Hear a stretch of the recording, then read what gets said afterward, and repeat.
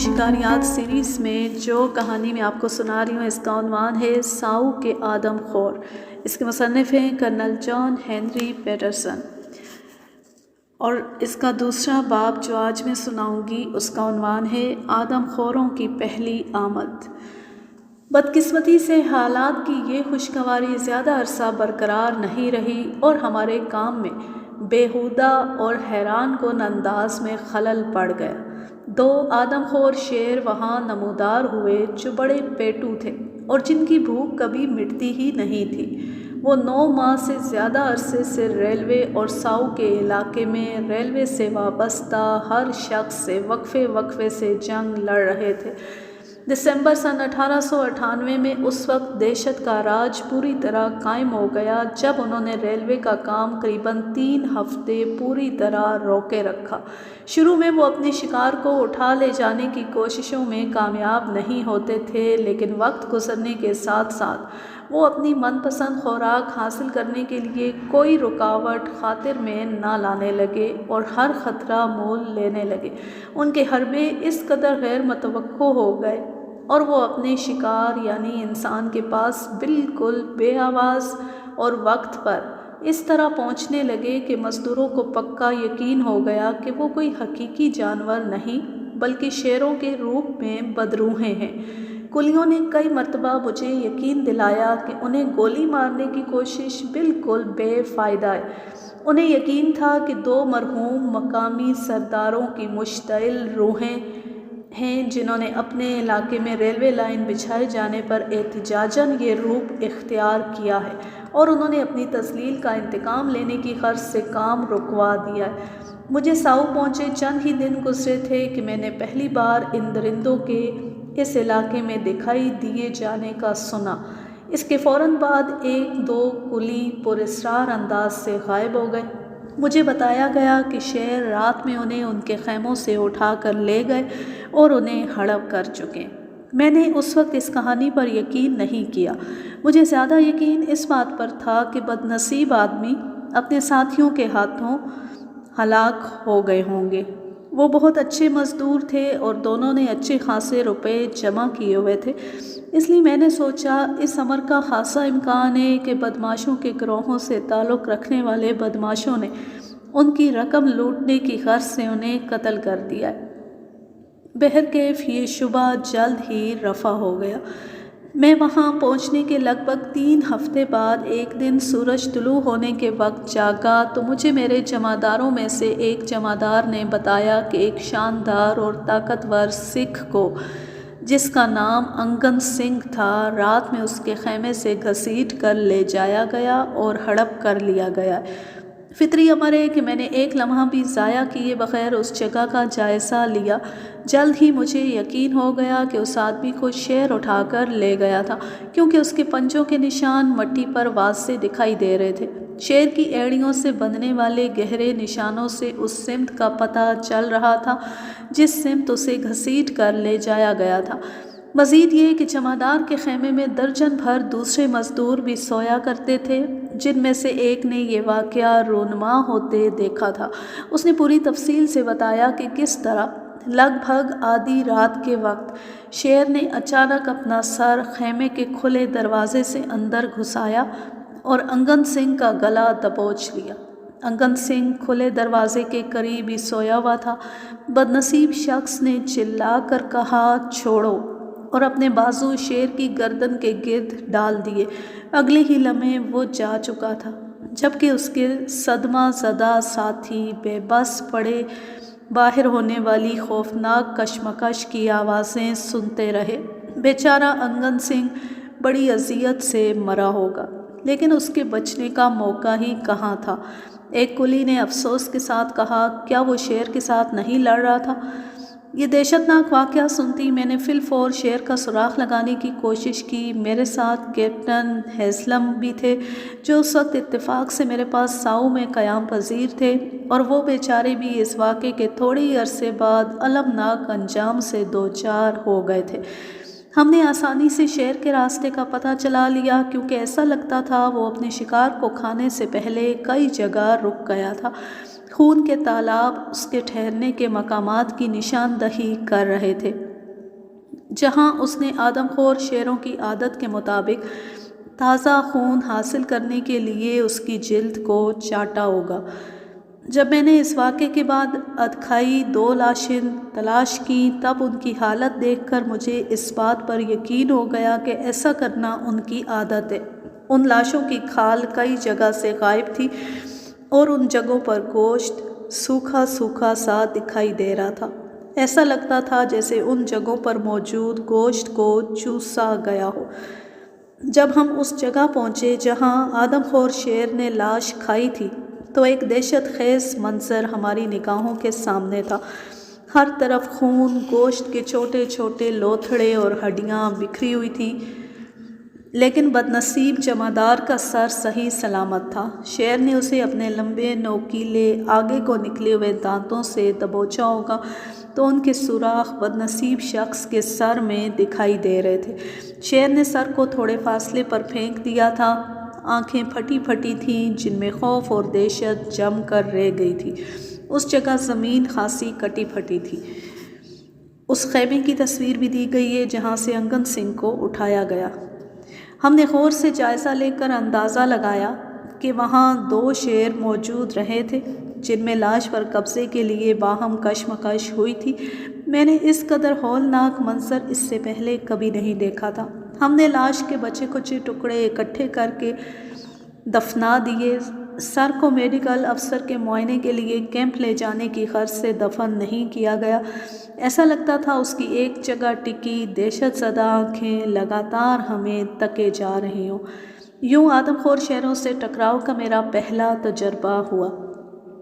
میں نے وہیں اور اسی وقت عہد کیا کہ میں ہر تکلیف اٹھا کر اس علاقے کو ان درندوں سے نجات دلاؤں گا۔ اس وقت مجھے بالکل علم نہیں تھا کہ آگے چل کر میرے ساتھ کیا کچھ پیش آنے والا ہے اور کس طرح میں انگن سنگھ جیسے انجام سے دوچار ہونے سے بال بال بچنے والا ہوں۔ میں اسی رات مرحوم جمعدار کے خیمے کے نزدیک واقع درخت پر گھات لگا کر بیٹھ گیا۔ مجھے امید تھی کہ آدم خور شیر دوسرے شکار کے لیے وہاں واپس آئیں گے۔ چند انتہائی خوفزدہ کلی بھی میرے پیچھے پیچھے درخت پر چڑھ آئے۔ انہوں نے درخواست کی کہ میں انہیں اپنے ساتھ درخت پر بیٹھنے کی اجازت دوں۔ باقی سارے مزدور اپنے اپنے خیموں میں تھے لیکن اب کسی خیمے کا دروازہ کھلا نہیں چھوڑا گیا تھا۔ میرے پاس 303 رائفل اور ایک 12 بور کی شاٹ گن تھی جس کی ایک نال میں گولی بھری ہوئی تھی جبکہ دوسری میں چھرے بھرے ہوئے تھے۔ گھات لگا کر بیٹھنے کے تھوڑی دیر بعد 2 میں سے کسی ایک درندے کو شکار کرنے کی میری امیدیں اس وقت بڑھ گئیں جب ان کی منحوس دھاڑوں کی آوازیں قریب سے قریب تر آنے لگیں۔ تھوڑی دیر بعد یہ دہشت ناک آوازیں بند ہو گئیں اور لگ بھگ 2-2.5 گھنٹے سناٹا طاری رہا۔ اس کا سبب یہ تھا کہ شیر اپنے شکار کو مکمل خاموشی میں دبوچتے ہیں۔ اچانک ہم نے انتہائی اونچی دھاڑ اور خوف بھری چیخیں سنی۔ یہ آوازیں ایک اور کیمپ سے آ رہی تھیں جو لگ بھگ آدھا میل دور واقع تھا۔ ہم جان گئے کہ شیروں نے وہاں کسی کو اپنا شکار بنا لیا ہے اور اب اس رات ہم ان کی جانب سے مزید کچھ دیکھیں یا سنیں گے نہیں۔ اگلی صبح مجھے پتہ چلا کہ ایک درندہ ریل ہیڈ کیمپ میں گھس گیا تھا۔ ہم نے رات جو دھاڑیں اور چیخیں سنی تھیں وہ اسی کیمپ سے آ رہی تھی۔ شیر وہاں سوئے ہوئے ایک شخص کو شکار کر کے لے گیا تھا۔ چنانچہ ایک رات کے وقفے کے بعد میں اس خیمے کے نزدیک واقع ایک موزوں درخت پر گھات لگا کر بیٹھ گیا۔ مجھے رات ہونے کے بعد آدھا میل چل کر وہاں جانے کا خیال پسند نہیں آیا تھا لیکن میں نے ایسا کرنا اس باعث محفوظ پایا کہ میرا ایک آدمی روشن لیمپ لے کر میرے پیچھے پیچھے چلتا رہا تھا۔ ایک اور آدمی بکری لیے اس کے پیچھے پیچھے آ رہا تھا۔ وہ بکری میں نے اس امید میں درخت کے نیچے باندھ دی تھی کہ شیر کسی کلی کو شکار کرنے کی بجائے اس کی طرف راغب ہو جائے۔ میں رات بھر گھات لگا کر بیٹھنے کی غرض سے درخت پر بیٹھ گیا تو آدھے گھنٹے بعد پھوار پڑنا شروع ہو گئی۔ جلدی میں سر سے پاؤں تک بارش کے پانی سے نچڑ چکا تھا اور مجھے سردی لگنے لگی تھی۔ بہرکیف میں شیر کو شکار کرنے کی امید میں اس تکلیف دہ حالت میں بیٹھا رہا لیکن مجھے جس مایوسی کا سامنا کرنا پڑا وہ مجھے آج تک یاد ہے۔ ہوا یہ تھا کہ میں نے آدھی رات کے قریب چیخیں اور ایک دل دہلا دینے والی دھاڑ سنی۔ مجھے بتایا گیا کہ آدم خور شیر نے کسی اور جگہ ایک آدمی کو اپنا شکار بنا لیا ہے۔ اس زمانے میں مختلف مقامات پر مزدوروں کے لیے کیمپ بنائے گئے تھے۔ اس طرح آدم خور شیروں کو شکار کے لیے دریائے ساؤ کی دونوں اطراف میں کوئی 8 میل کا علاقہ میسر آ گیا تھا۔ ایسا لگتا تھا کہ وہ ہر رات ایک مختلف مقام پر شکار کے لیے جاتے ہیں۔ اس سے ان کی کارروائی کا پیشگی اندازہ لگانا مشکل ہو گیا تھا۔ ایسا بھی لگنے لگا کہ جیسے وہ ہمارے منصوبوں کے بارے میں جاننے کی غیر معمولی اور پراسرار صلاحیت بھی رکھتے ہیں۔ ہم کتنی ہی متوقع یا پرکشش مقام پر ان کے انتظار میں بیٹھے ہوں، وہ اس مقام پر آنے سے گریز کرتے اور اس رات کسی دوسرے کیمپ میں اپنے شکار کو دبوچ لیتے تھے۔ اس کے علاوہ ہمارے ارد گرد پھیلے بے حد گھنے جنگل میں دن کے وقت انہیں شکار کرنے کی کوشش کرنا انتہائی مشکل اور احمقانہ عمل ہوتا۔ جیسا جنگل ساؤ کے ارد گرد واقع تھا، ایسے جنگل میں شکار کیے جانے والے جانور کے پاس اپنے شکاری کے خلاف بڑے مواقع ہوتے ہیں، کیونکہ شکاری جتنا بھی محتاط ہو، عین موقع پر کسی سوکھی ٹہنی کا پاؤں تلے آ جانا یقینی امر تھا، جس سے شکار خبردار ہو جاتا۔ اس کے باوجود میں نے کسی نہ کسی دن ان کی کچھار پا لینے کی امید نہیں چھوڑی اور اپنا سارا فالتو وقت جھاڑیوں میں رینگ کر ان کی کچھار تلاش کرنے میں صرف کرنے لگا۔ کئی مرتبہ ایسا ہوا کہ میں راستہ ڈھونڈتے ڈھونڈتے کانٹوں بھری جھاڑیوں میں اس طرح پھنس جاتا کہ میرے رائفل بردار کو مجھے اس حواس باختہ کر دینے والے پھندے سے نکالنا پڑتا۔ اکثر اوقات ایسا ہوتا کہ شیر کسی کو شکار کر کے لے جاتے تو میں سخت تکلیفیں اٹھا کر ان کا سراغ لگاتا، دریا تک پہنچ جاتا۔ وہاں پہنچ کر ان کے نشانات ختم ہو جاتے، کیونکہ وہ پہاڑی علاقہ تھا۔ ایسا لگتا تھا وہ اپنی کھو تک جانے کے لیے جان بوجھ کر یہ راستہ اختیار کرتے تھے تاکہ ان کی کھو کا سراغ نہ لگایا جا سکے۔ مجھے یہ لکھتے ہوئے خوشی ہو رہی ہے کہ جدوجہد کے اس ابتدائی مرحلے میں شیر اپنے رات کے کھانے کے لیے کسی انسان کو شکار کرنے کی کوششوں میں ہمیشہ کامیابی سے ہمکنار نہیں ہوتے تھے۔ بعض ایسے دلچسپ واقعات بھی رونما ہوئے جن سے وہ کھنچاؤ ختم ہو گیا جو ہمارے اعصاب پر طاری ہونے لگا تھا۔ ایک مرتبہ کاروباری مہم پر نکلا ایک بنیا رات کے وقت دیر گئے اپنے گدھے پر سوار جنگل سے گزر رہا تھا کہ آدم خور شیر نے اس پر جست لگا دی۔ بنیا اور اس کا گدھا دونوں زمین پر گر گئے۔ گدھا بری طرح زخمی ہو گیا۔ شیر بنیوں کو دبوچنے ہی لگا تھا کہ اس کے دانتوں میں وہ رسی پھنس گئی جو گدھے کی گردن کی دونوں جانب لٹکی تھی اور جس سے تیل کے 2 خالی پیپے بندھے تھے۔ اس نے دانتوں کو رسی سے چھڑانے کے لیے زور سے کھینچا تو ٹین کے خالی پیپوں کے گھسٹنے سے ایسا شور برپا ہوا کہ شیر خوفزدہ ہو گیا اور دم دبا کر جنگل میں بھاگ گیا۔ اس پر دہشت زدہ بنیے نے سکون کی سانس لی۔ وہ موقع ملنے پر فوراً نزدیکی درخت پر چڑھ گیا اور خوف سے کانپتا باقی ساری رات وہیں بیٹھا رہا۔ اس واقعے کے تھوڑی عرصے بعد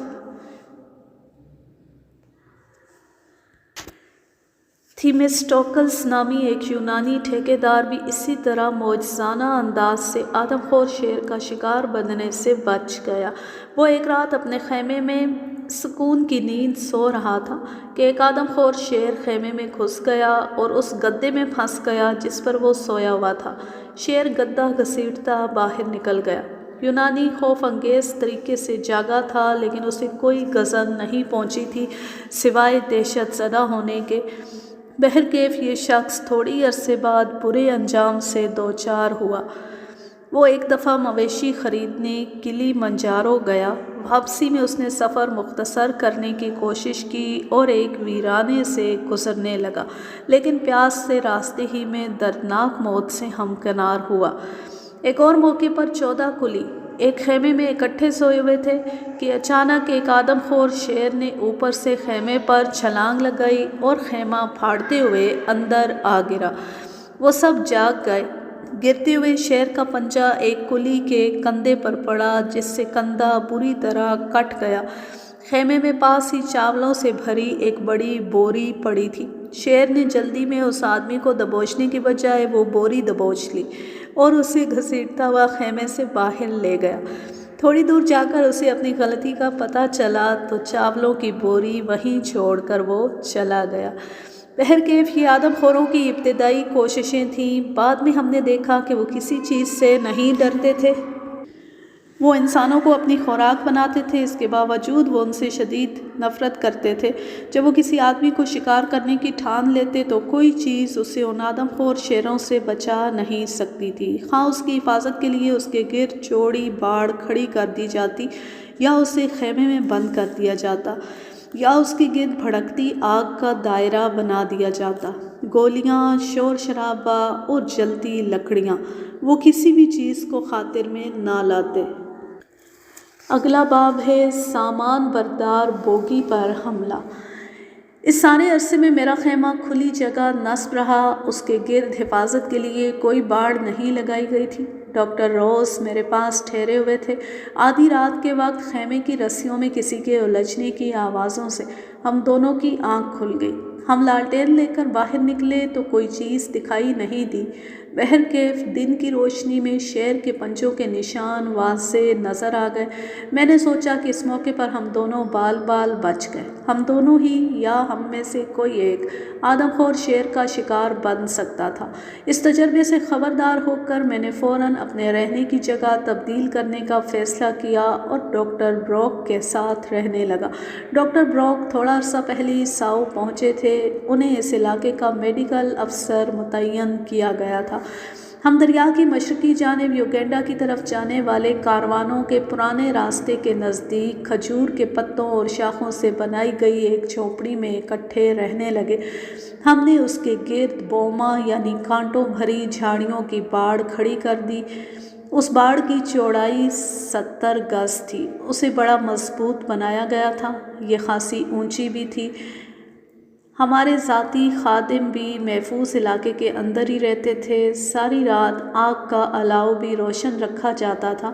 شام کے وقت ہم ٹھنڈک کے لیے جھونپڑی کے برآمدے میں بیٹھ جایا کرتے تھے، لیکن یہاں بیٹھ کر کچھ پڑھنے یا لکھنے کی کوشش کرنا اپنے اعصاب کی مضبوطی آزمانے کے مترادف تھا، کیونکہ ہم نہیں جانتے تھے کہ کب کوئی آدم خور شیر بوما کے اوپر سے جست لگا کر ہمارے ہوشیار ہونے سے پہلے ہم پر آ پڑے۔ چنانچہ ہم اپنی رائفلیں اپنے نزدیک ہی رکھتے تھے اور دائرے میں بھڑکائے گئے الاؤ کے پار گہرے اندھیرے کو اضطراب آمیز انداز سے بار بار دیکھتے رہتے تھے۔ چند مرتبہ ہمیں صبح کے وقت پتہ چلا کہ شیر باڑ کے بہت نزدیک آ گئے تھے، لیکن خوش قسمتی سے وہ اندر گھسنے میں کبھی کامیاب نہیں ہو سکے۔ اس وقت تک مزدوروں کے کیمپوں کے گرد بھی کانٹوں بھری جھاڑیوں کی باڑیں کھڑی کر دی گئی تھیں۔ اس کے باوجود شیر کسی نہ کسی کیمپ کی باڑ پھلانگنے یا اسے توڑ کر اندر گھسنے میں کامیاب ہو جاتے اور باقاعدگی سے چند راتوں بعد کسی نہ کسی آدمی کو دبوچ کر اٹھا لے جاتے تھے۔ کسی نہ کسی مزدور کے غائب ہو جانے کی دردناک خبر ہر روز مجھ تک پہنچ رہی تھی۔ بہرکیف 2-3 ہزار افراد پر مشتمل اور وسیع رقبے پر محیط ریل ہیڈ کیمپ جتنا عرصہ ساؤ میں رہا، ایسا لگتا تھا کلیوں کو اپنے ساتھیوں کی دردناک ہلاکتوں کی کوئی پرواہ نہیں تھی۔ میں نے قیاس کیا کہ ہر شخص یہ سوچتا ہے کہ آدم خوروں کو شکار چننے کے لیے اتنے زیادہ آدمی میسر ہیں کہ خاص اسی کو چنے جانے کا امکان بہت ہی تھوڑا ہے۔ بہرحال جب بڑا کیمپ ریلوے کے ساتھ آگے چلا گیا تو معاملات خاصے تبدیل ہو گئے۔ مستقل کام کرنے کے لیے میرے پاس فقط چند سو افراد رہ گئے، اور چونکہ باقی ماندہ سارے مزدوروں نے فطری طور سے ایک ہی کیمپ بنا لیا تھا، اس لیے شیروں کی توجہ زیادہ واضح ہو گئی اور اس نے زیادہ گہرے اثرات ڈالے۔ نتیجتاً افراتفری مستقل برپا رہنے لگی اور مجھے ان لوگوں کو وہیں رہنے پر قائل کرنے کے لیے اپنی ساری قوت لگانا پڑی۔ در حقیقت میں صرف اس وقت انہیں قائل کرنے میں کامیاب ہوا جب میں نے انہیں سارے کام چھوڑ کر ہر کیمپ کے گرد بوما کھڑی کرنے کی ہدایت کی۔ ان بند جگہوں کے اندر ساری رات الاؤ بھڑکتے رہتے۔ اس کے علاوہ رات میں پہرا دینے والے شخص کی ذمہ داری تھی کہ وہ ایک نزدیکی درخت سے لٹکائے گئے آدھا درجن ٹین کے خالی ڈبے ساری رات وقفے وقفے سے کھڑکاتا رہے۔ وہ اپنے خیمے میں بحفاظت بیٹھا رسی کھینچ کر یہ کام انجام دیا کرتا تھا، یوں اس امید میں رات کے وقت وقفے وقفے سے خوف انگیز شور برپا کیا جاتا تھا کہ آدم خور شیر اس شور سے ڈر جائیں گے۔ بہرکیف ان ساری احتیاطی تدابیر کے باوجود شیروں کا راستہ روکا نہیں جا سکا اور آدمیوں کا غائب ہونا جاری رہا۔ جب ریل ہیڈ پر کام کرنے والے مزدور آگے چلے گئے تو ان کا اسپتال کیمپ وہیں رہا۔ وہ دوسرے کیمپوں سے تھوڑا ہٹ کر واقع تھا۔ جس جگہ جھاڑیاں اور گھاس کاٹ کر ہسپتال کیمپ بنایا گیا تھا وہ میری جھونپڑی سے لگ بھگ 3/4 میل دور تھی۔ اس کی حفاظت کے لیے اس کے گرد چوڑی باڑ کھڑی کر دی گئی تھی اور کھلا حصہ بالکل محفوظ بنایا گیا تھا۔ بہرکیف ایسا لگتا تھا کہ ان شیطانوں کے خلاف کوئی رکاوٹ کارگر نہیں تھی، کیونکہ بہت پہلے وہ باڑ میں ایک کمزور جگہ تلاش کر کے وہاں سے اسے توڑ کر اندر گھس گئے تھے۔ اس موقع پر اسپتال اسسٹنٹ معجزانہ طور سے بچ گیا تھا۔ اس نے باہر شور سن کر اپنے خیمے کا دروازہ کھولا تو چند گز دور کھڑے بہت بڑے شیر کو دیکھ کر خوف سے دم بخود رہ گیا۔ درندے نے اس کی طرف جست بھری، جس پر اسپتال اسسٹنٹ اس قدر خوفزدہ ہوا کہ الٹ کر گر گیا۔ اس کے اس طرح گرنے سے دواؤں سے بھرا ایک بڑا ڈبہ گر گیا۔ اس کے گرنے سے شیشیاں ٹوٹنے کا ایسا شور برپا ہوا کہ شیر لمحہ بھر کو حواس باختہ ہو گیا اور اسپتال کے دوسرے حصے کی طرف چلا گیا۔ بدقسمتی سے وہاں وہ زیادہ کامیاب رہا۔ وہ جس خیمے پر جست بھر کر اسے توڑتا ہوا اندر داخل ہوا، اس میں 8 مریض لیٹے تھے۔ اس کی جست سے 2 مریض بری طرح زخمی ہو گئے، جبکہ تیسرے بدنصیب کو آدم خور شیر نے دبوچ لیا اور گھسیٹتا ہوا ٹوٹی باڑ میں سے نکال کر لے گیا۔ 2 زخمی کلی جہاں پڑے تھے وہیں پڑے رہے، جبکہ ٹوٹے ہوئے خیمے کا ایک ٹکڑا ان پر گرا ہوا تھا۔ ڈاکٹر اور میں اگلی صبح سورج طلوع ہوتی وہاں پہنچے تو انہیں اس حالت میں پڑا پایا۔ ہم نے فوراً فیصلہ کیا کہ اسپتال مرکزی کیمپ کے نزدیک منتقل کیا جائے۔ ایک نئی جگہ کا انتخاب کیا گیا، اس کے گرد مضبوط باڑ کھڑی کی گئی اور رات ہونے سے پہلے سارے مریضوں کو وہاں منتقل کر دیا گیا۔ میں سن چکا تھا کہ آدم خور شیر حال ہی میں خالی کیے جانے والے کیمپوں میں آ کر پھرتے رہتے، چنانچہ میں نے ان میں سے کسی ایک کو شکار کرنے کا موقع ملنے کی امید میں خالی بوما میں ساری رات بیٹھنے کا فیصلہ کیا۔ آدھی رات کے وقت تنہا گھات میں بیٹھے مجھے نئے اسپتال کی جانب سے چیخوں اور رونے چلانے کی آوازیں سنائی دیں۔ ان آوازوں سے مجھے پتہ چل گیا کہ ہمارے دہشت ناک دشمنوں نے ایک بار پھر مجھے دھوکہ دے دیا۔ دن نکلتی میں تیزی سے اس جگہ پہنچا تو پتہ چلا کہ ایک آدم خور شیر نئی کھڑی کی گئی باڑ کے اوپر سے چھلانگ لگا کر اندر گھسا اور اسپتال کے بہشتی کو شکار کر کے لے گیا۔ وہاں موجود بہت سارے کلیوں نے کیمپ میں بھڑکتے ہوئے بہت بڑے الاؤ کی روشنی میں وہ خوف انگیز منظر نہ چاہتے ہوئے بھی دیکھا تھا۔ ایسا لگتا تھا کہ بہشتی اپنا سر خیمے کے وسط کی طرف کیے اس طرح سویا ہوا تھا کہ اس کے پاؤں خیمے کے ایک پہلو کو چھو رہے تھے۔ شیر نے کسی طرح اپنا سر کینوس میں سے گزار کر اس کا پاؤں دبوچ لیا تھا۔ بدقسمت بہشتی نے اپنے آپ کو گھسیٹے جانے سے بچانے کے لیے بے بسی کے عالم میں ہاتھ پاؤں مارے تو ایک بھاری صندوق اس کی گرفت میں آ گیا۔ بھاری صندوق اس کے ساتھ ساتھ گھسیٹتا گیا اور آخر خیمے کے پہلو میں اڑ گیا تھا۔ اس پر بہشتی نے صندوق چھوڑ کر خیمے کی ایک رسی پکڑ لی اور اس وقت تک اسے پکڑے رہا جب تک کہ وہ ٹوٹ نہ گئی۔ آدم خور شیر نے اسے خیمے سے نکالنے میں کامیاب ہوتی جست بھر کر اس کا نرخرا دبوچ لیا تھا۔ اس نے چند جھٹکے مارے تو بیچارے بہشتی کی چیخیں ہمیشہ کے لیے بند ہو گئی تھیں۔ دونوں زخمی کلی اپنی جگہ پڑے رہے کیونکہ خیمے کا ایک حصہ ٹوٹ کر